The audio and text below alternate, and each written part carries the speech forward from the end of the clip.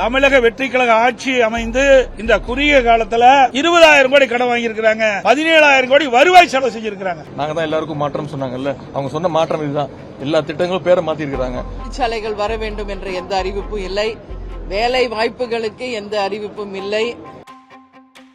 முந்தைய ஆட்சி மாநிலத்தின் கடனை இருமடங்காக உயர்த்தி இருப்பதால் மாநிலத்தின் நிதிநிலை மோசமாக இருப்பதாக ஆட்சிக்கு வந்த தாவேகா குற்றம் சாட்டியிருந்தது. இதனால் முதல் முறையாக தாவேகா தாக்கல் செய்யவிருந்த பட்ஜெட் மீது எதிர்பார்ப்பு அதிகரித்திருந்தது.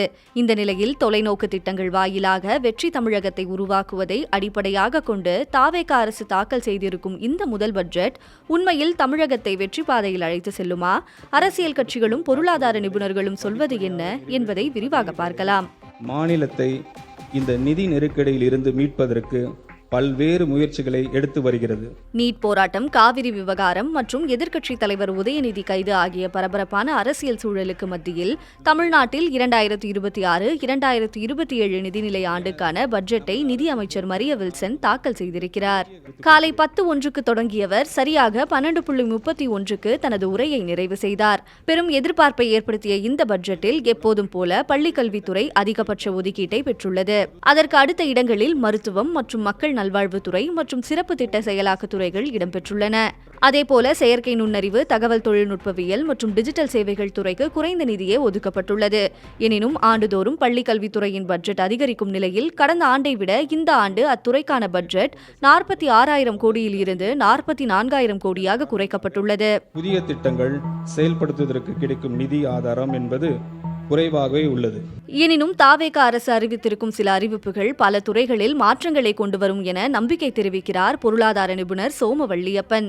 மொத்தத்துல நம்மளே ஒரு முடிவு பண்ண வேணா, யாரையாவது வச்சு பண்ணுவோம். மாநிலத்தின் வருவாயை அதிகரிக்கிறதுக்கு என்ன பண்ணலாங்கிற மாதிரி ஒரு கமிட்டியும், அதே மாதிரி கவர்மெண்டோட schemes, right to service act மாதிரி எப்படி மக்களுக்கு டெலிவர் பண்ணணும். யூத்துக்கு நிறைய ஃபோக்கஸ் கொடுத்துருக்காங்க, ஸ்கூல்ஸுக்கும் நிறைய கொடுத்துருக்காங்க,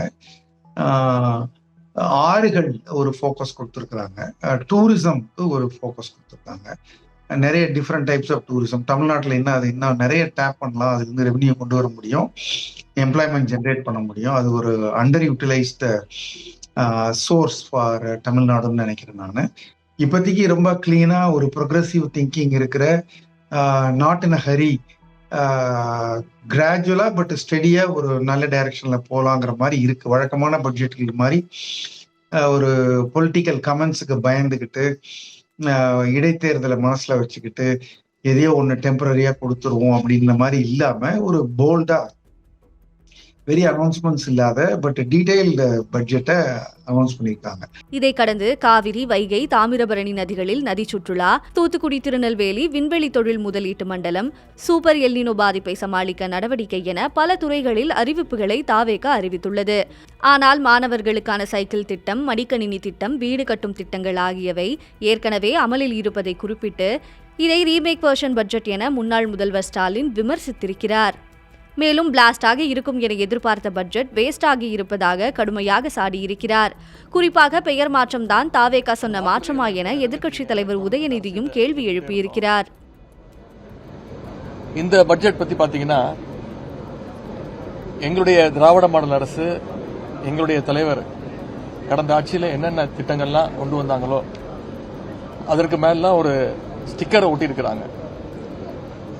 ஆட்சிக்கு வரும்போது மாற்றம் மாற்றம் அப்படின்வாங்க. இப்போ என்ன மாற்றம் கேட்டீங்கன்னா, எல்லாத்துக்கும் பேர் மாற்றம் செஞ்சிருக்கிறாங்க. அனைத்து திட்டங்களையும் பெயரை மாத்திருக்கிறாங்க.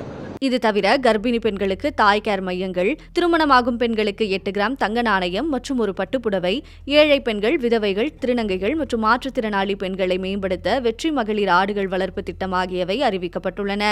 ஆனால் கல்வியில் பெண்களை மேம்படுத்துவது என்பதை கடந்து சில பிற்போக்கான திட்டங்களும் அறிவிக்கப்பட்டிருப்பதாக பொருளாதார நிபுணர்கள் விமர்சிக்கின்றனர்.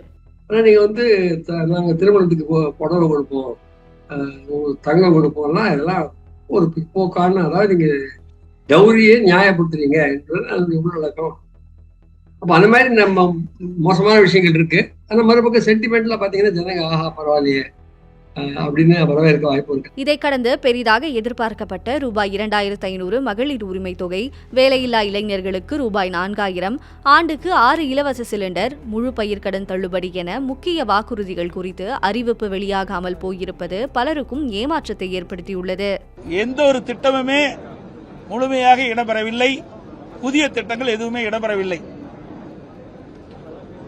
தேர்தல் நேரத்தில் கொடுக்கப்பட்ட வாக்குறுதிகள் எதுவுமே நிறைவேற்றல.